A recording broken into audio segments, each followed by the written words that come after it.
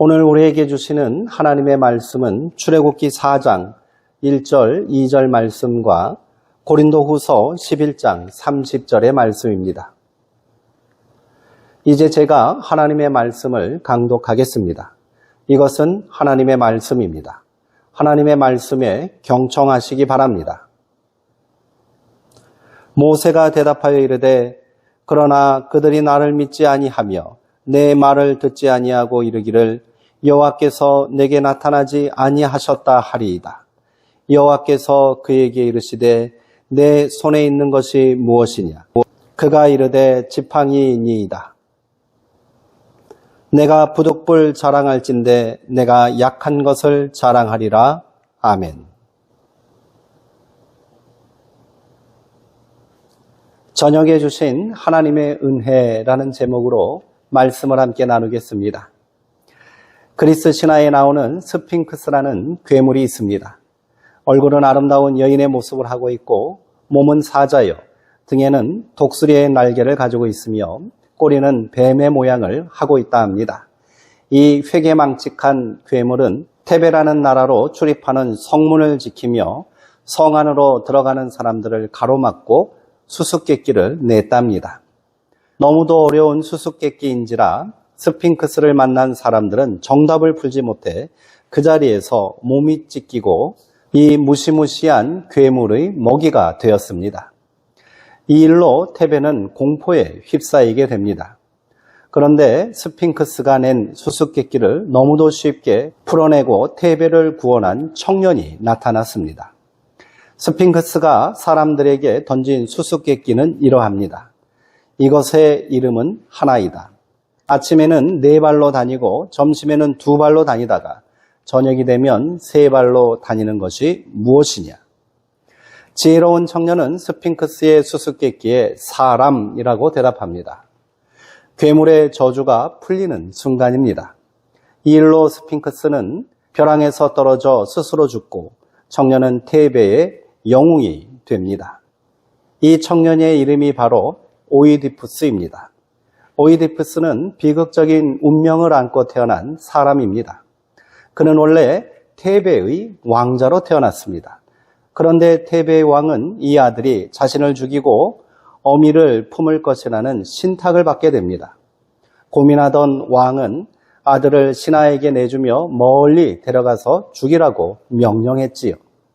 그러나 차마 어린 핏덩이를 죽일 수 없었던 신하는 왕의 명령을 거역하고 다리에 줄을 묶어 나무에 거꾸로 매달아 놓고 돌아왔습니다. 깊은 산속에 버려진 아이는 양치기에게 발견되었고요. 기묘한 기운을 느낀 양치기는 아이를 테베의 이웃나라인 코린토스 왕에게 데리고 갑니다.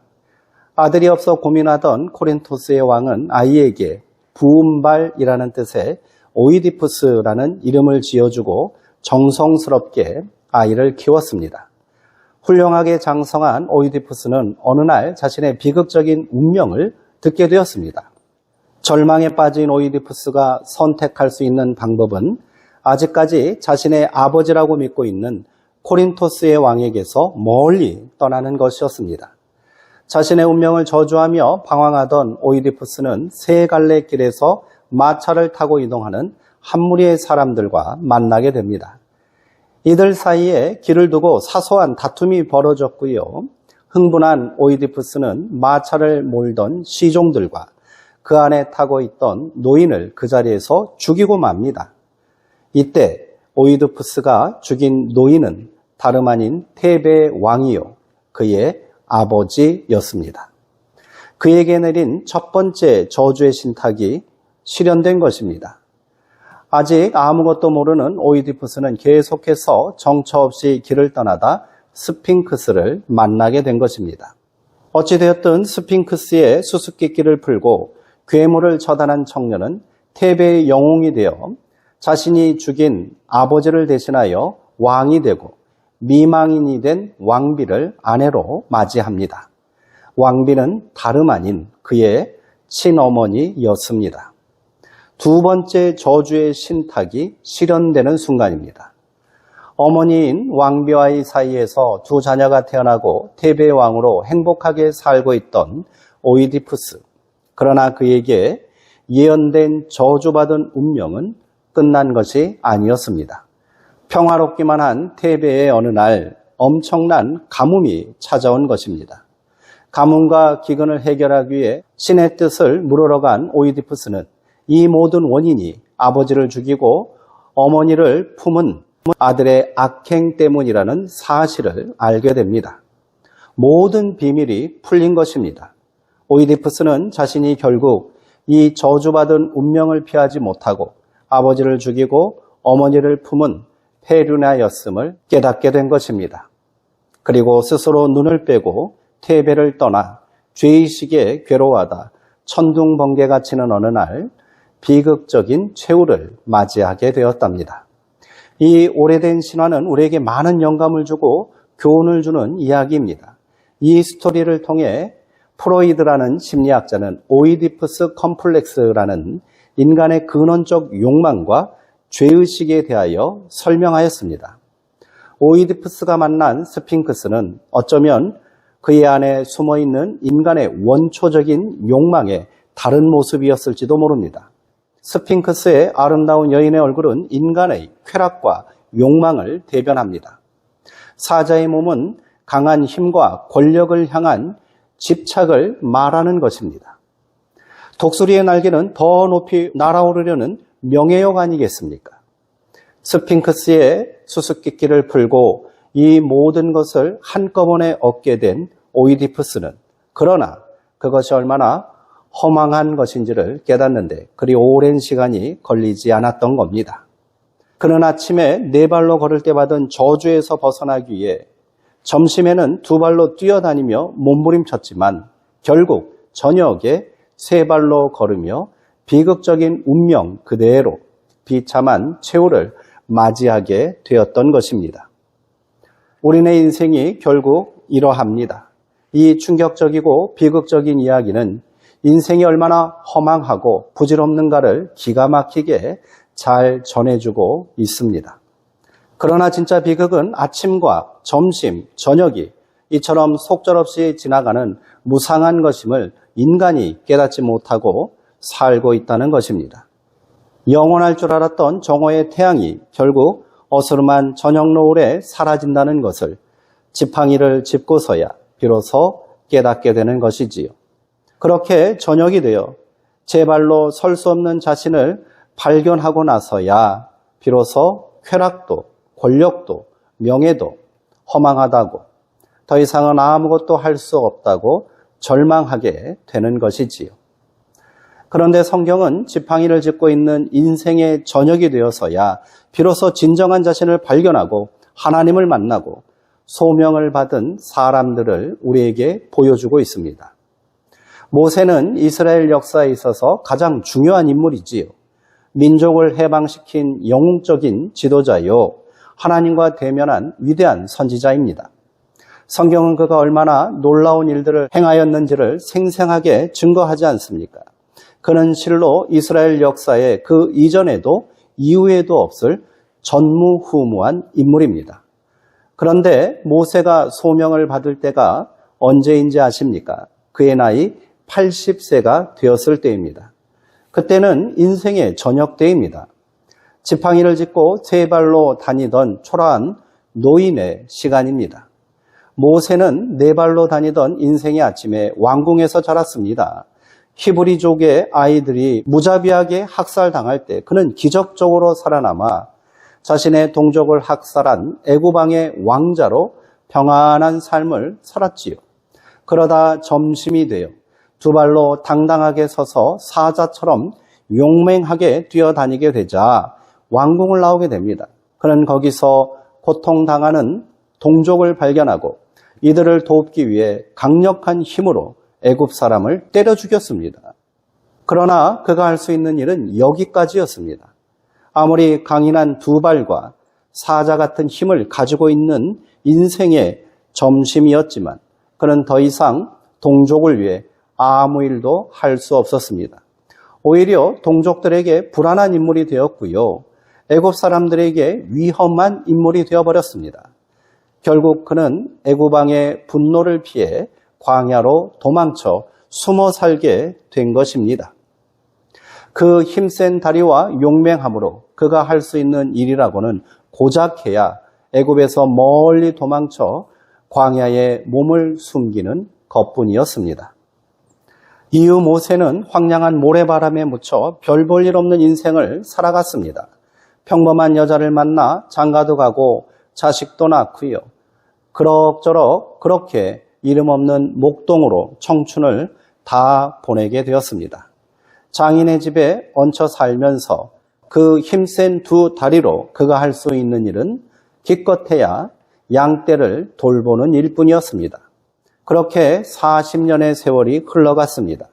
사람 사는 게 다 거기서 거기라고 스스로를 위안하며 지난날의 화려한 삶을 추억 삼아 인생의 저녁을 운명처럼 받아들이고 살아갈 즈음 하나님께서 모세를 찾아오셔서 말씀하셨습니다. 일어나 애굽으로 가라. 내 백성 이스라엘의 울부짖는 소리가 내게 들렸고 그들이 학대당하는 것을 보았노라. 이제 내가 너를 애굽 왕 바로에게 보내니 너는 내 백성을 애굽에서 인도하여 그들을 노예에서 해방시키라. 모세는 하나님의 부르심을 강력하게 거부했습니다. 인생의 전역을 살고 있는 자신은 그런 일을 할 수 없다고 하소연했습니다. 용기도 없고요, 기력도 없고 지혜도 다 소진되었으니 어림없는 일이라고 항변했지요. 이때 하나님께서는 모세에게 말씀하십니다. 내 손에 있는 것이 무엇이냐? 모세의 손에 무엇이 있었겠습니까? 그의 손에는 지팡이가 들려 있었습니다. 지팡이 하나뿐입니다. 고작해야 양떼를 몰고 지친 몸을 의지하는 나무 막대기에 지나지 않습니다. 그런데 하나님은 그 지팡이를 잡으라고 말씀하십니다. 그리고 그것으로 놀라운 일을 이루라 명령하십니다. 이 지팡이는 무슨 신통방통한 요술방망이가 아닙니다. 민족을 구원할 믿음직한 지도자가 들고 있을 법한 용사의 칼도 아닙니다. 지팡이는 오히려 볼품없는 약함의 상징입니다. 이렇게 하나님은 아무것도 할 수 없고 말주변도 없는 모세, 자신의 무력함을 호소하는 모세를 부르셔서 놀라운 은총의 역사, 해방의 새 역사를 시작하게 하셨습니다. 구약에 모세가 있다면 신약에는 바울이 있습니다. 신약 성경의 절반 이상이 그의 이름으로 된 편지입니다. 그는 실로 기독교 역사에 있어 가장 위대한 업적을 남긴 사도요 전도자입니다.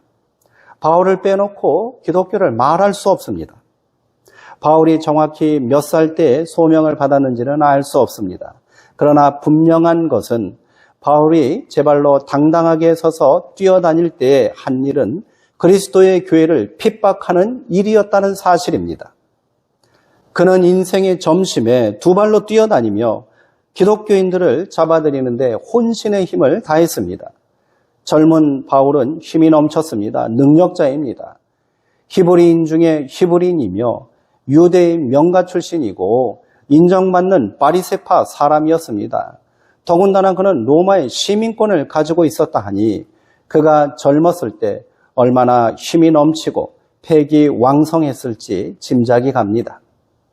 그런데 이 위풍당당한 젊은이가 예수 잔당들을 소탕하기 위해 다메섹으로 가다가 쓰러지고 맙니다. 장애물에 걸려 넘어진 것이 아닙니다. 누군가의 도움이 없이는 혼자서 걸을 수 없는 나약하고 무기력한 존재가 되어버렸습니다. 그 후로 바울은 자신이 핍박하던 예수를 전하는 사도의 길을 걷게 됩니다. 이때부터 바울의 인생은 저녁을 만난 사람처럼 자신의 의지대로 두 발로 다니지 않습니다. 그럴 힘이 없어서가 아니라 스스로 그러하지 않으려 몸부림치며 결단했던 겁니다. 그렇게 바울은 성령에 이끌려 예수의 영에 사로잡혀 세 발로 끌려다니는 인생이 되었습니다. 그의 위대한 사도의 삶은 이렇게 시작된 것입니다. 두 발로 다닐 때 바울은 젊고 매력적인 사람이었을 겁니다. 당당하고 자신감 넘치는 삶을 살았겠지요. 그러나 그리스도의 사도가 된 바울의 몰골은 말 그대로 형편없었습니다. 저주처럼 질병을 달고 살았고요. 고된 노동과 고단한 여행을 계속해야 했으며 사람들의 모함을 받고 옥에 갇히고 매도 수없이 맞았고요. 죽을 고비도 수없이 넘겼습니다. 오죽하면 그의 편지를 보고 흠모했던 사람들이 막상 바울을 대면하고는 초라한 그의 행색을 보고 실망감을 감추지 못했다고 고백까지 했을까요? 바울은 이런 자신의 모습을 숨기지 않았습니다. 오히려 이것이 자랑이라고 말합니다. 내가 자랑할 것은 오직 나의 약한 것뿐입니다. 어쨌거나 바울은 확실히 저녁에 부름받은 사람이고 인생의 황금기를 저녁의 때에 세 발로 이룬 사람입니다. 모세와 바울뿐이 아닙니다. 아브라함도 75세에 부름을 받고 길을 떠나지 않았습니까? 아브라함이야말로 저녁의 사람입니다. 두 발로 걷는 점심의 때에는 그는 변변한 젊음을 자랑할 수 없었습니다. 그는 자신의 젊음을 증명할 자식 하나 갖지 못한 사람이었습니다. 그런데 하나님께서는 저녁나절 그를 부르시고 그의 나이 100세, 아내의 나이 90세의 아들을 주셨습니다. 마른 나무 토막 같은 육체를 가지고 있는 그가 왕성한 젊음의 때에도 이루지 못한 평생의 소원을 이루게 된 것입니다. 아무런 희망도 소망도 남아있지 않을 때 그는 믿음의 길을 떠났고요. 새로운 시작, 놀라운 은총의 역사를 이루게 된 것입니다. 그렇게 그는 믿음의 조상이 되었습니다. 생각해보면 베드로도 그랬습니다. 베드로는 스스로 예수를 따르겠다고 죽기까지 함께 하겠다고 나댔지만 실패했습니다.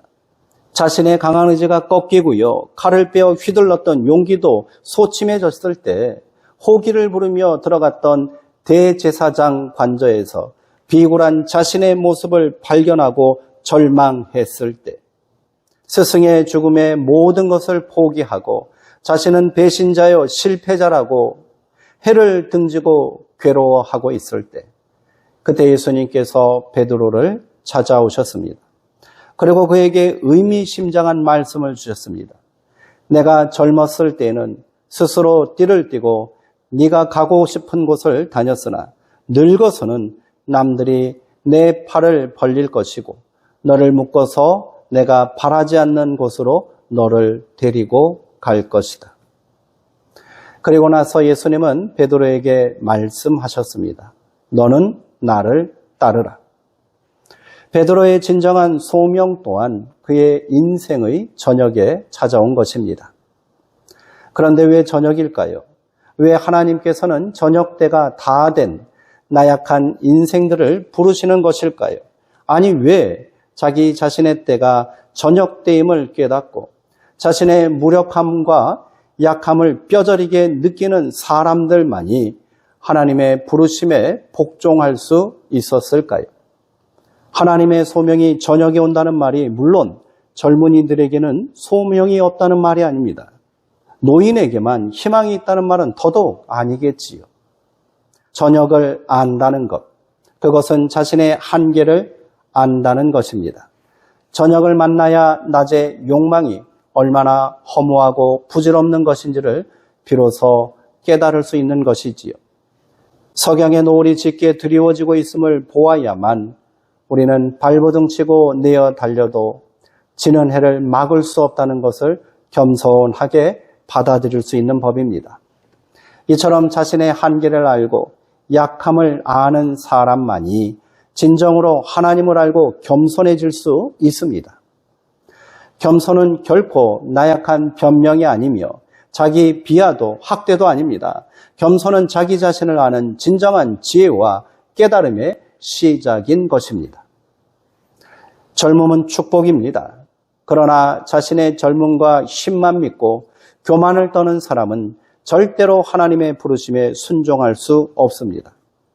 젊음이 한낮의 영광의 축복이 되고 은총이 되기 위해서는 솔로몬의 고백처럼 청년의 때에 곤고한 날이 이르기 전에 나는 아무 낙도 없다고 할 때가 가깝기 전에 창조주 하나님을 기억하고 오직 그를 경외하며 그 명령들을 지켜야만 하는 것입니다. 하나님께서는 온 인류의 구원을 성취하기 위한 그 위대한 사역을 이루기 위해 스스로 신의 아들을 자처하며 하늘까지 위세를 부리던 황제를 세우지 않으시고요. 스스로 겸손히 낮아져 인간의 아들로 예수 그리스도를 우리 가운데 보내주셨습니다. 하나님의 새로운 역사는 이렇게 시작되었고요. 완성되는 것입니다. 바울은 하나님을 아는 지식을 가로막는 것이 있다고 말합니다. 바로 교만입니다. 그는 고린도후서 10장 5절에서 하나님을 아는 것을 대적하여 높아지는 것을 다 무너뜨려야 그리스도에게 복종할 수 있다라고 말했습니다. 교만은 열등감의 다른 이름입니다. 지독한 열등감에서 오는 허위일 뿐입니다. 자신의 본 모습을 숨기고 자기에게 남들과 다른 특별한 힘이 있다고 속이는 것이 교만입니다. 교만한 사람은 절대로 하나님을 알 수 없습니다. 교만하고서 부르심에 순종할 사람은 없습니다. 우리는 내가 사는 것이 아니고 내가 서 있는 것이 나의 힘으로 서 있는 것이 아님을 깨달을 때 진실로 하나님을 만날 수 있습니다. 나의 약함을 알고 인생의 허무함을 뼈에 사무치도록 느낄 때 우리는 비로소 강해질 수 있고요. 의미 있는 삶을 살 수 있게 되는 것입니다.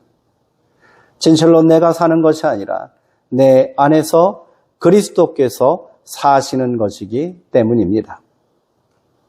저녁은 마지막 시간이 아닙니다. 우리의 약함을 깨닫고 인생의 한계를 만났을 때는 절망의 시간이 아닌 겁니다. 그때야말로 하나님의 때가 시작되는 시간이요 은총의 때입니다. 사실 처음부터 하나님의 창조의 시간은 저녁에 시작되고 열렸습니다. 아침이 되고 저녁이 되는 것이 아니라 저녁이 되고 아침이 됩니다. 인생도 그렇고 역사 또한 그러합니다. 성경에서 말하는 종말이란 언제나 낡은 것이 끝나는 시간이요 동시에 새로운 것이 시작되는 시간입니다. 저녁이 끝나는 시간이라면 우리의 허망한 욕심이 끝나는 시간이 되어야 합니다. 낡은 것이 무너지는 시간입니다. 그러나 저녁은 또한 시작하는 시간입니다. 내 뜻, 내 욕심을 멈추고 하나님의 뜻이 시작되는 시간입니다. 교만을 버리고 겸손히 무릎 꿇는 시간입니다. 다만 약함을 자랑하는 시간입니다. 은총을 찬미하는 시간입니다. 그리하여 비로소 하나님의 부름에 순종하는 시간입니다. 우리에게 인생의 저녁의 의미가 무엇인가 깊이 묵상하고 깨닫는 시간이 되었기를 바랍니다. 지난 시간을 후회하고 안타까워만 하지 말고요. 그렇게 희망 가득한 저녁을 맞이하는 소명의 사람들 되시기를 주님의 이름으로 축원드립니다. 기도하시겠습니다. 사랑과 은혜의 하나님, 연약하고 부족한 인생들을 들어 하나님의 놀라운 역사를 이루시는 주님, 오늘 우리가 그렇게 부족하고 연약하지만 주님 앞에 나왔습니다. 약한 자들을 들어 강한 자들을 부끄럽게 하시고 어리석은 자들을 들어 지혜 있는 자들을 부끄럽게 하시는 주님, 오늘 우리가 모든 것을 주께 의탁합니다. 내 자랑도, 내 경험도, 내 지식도 내려놓습니다. 겸손히 주님 앞에 나아가오니 아버지 우리를 붙들어 다시 일으켜 세워 주옵소서. 그렇게 내 삶의 저녁이 또 다른 소명의 시간이 되게 하시고 구원과 환호의 순간이 되게 하옵소서. 예수님의 이름으로 기도하옵나이다. 아멘.